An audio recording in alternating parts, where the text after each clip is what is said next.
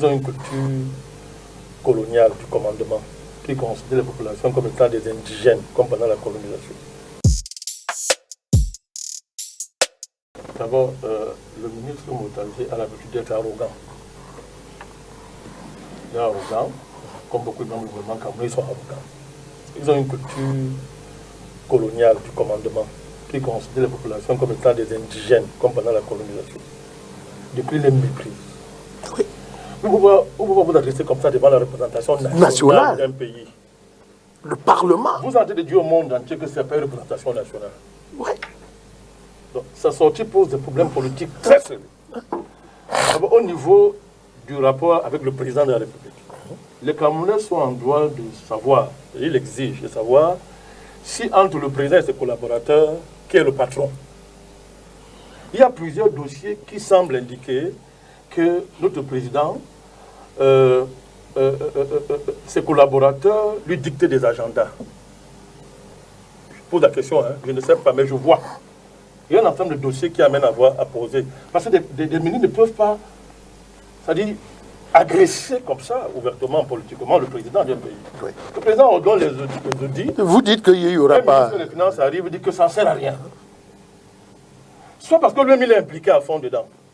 Et qu'il faut qu'il commence à dénigrer les audits pour que, s'il y a les résultats, on commence à dire que c'était des audits politiques. Parce que chaque fois qu'ils seront en responsabilité, ils posent des actes. Dès qu'ils ne sont plus en responsabilité, on demande des comptes. Ils disent qu'ils deviennent des politiciens au point de vouloir prendre la place du président. Ils deviennent des politiciens dès qu'ils perdent leurs fonctions. Ils ont des ambitions politiques.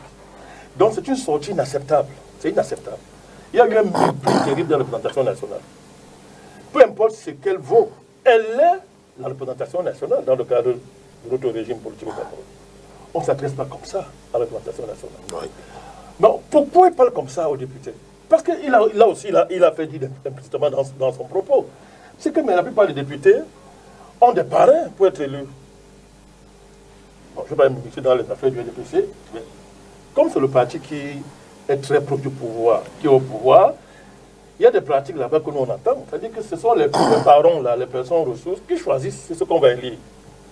Et sur des critères qui souvent n'ont rien à voir avec la performance militante.